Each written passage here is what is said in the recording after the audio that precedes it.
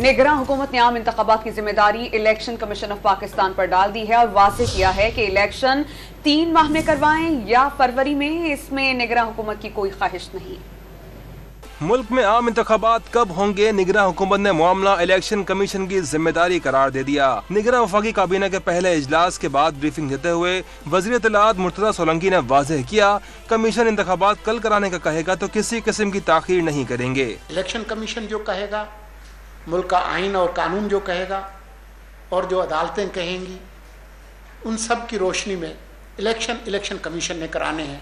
वो 90 दिन में कराते हैं या फरवरी में कराते हैं, ये उनका, हमारी इसमें कोई ख्वाहिश नहीं है। निगरान वज़ीर आला सिंध मकबूल बाकर ने भी वाज़ेह कर दिया, इलेक्शन कराना और तारीख का तयन इलेक्शन कमीशन का काम है। इलेक्शन कराना, उसके तारीख का तयन इलेक्शन कमीशन का काम है।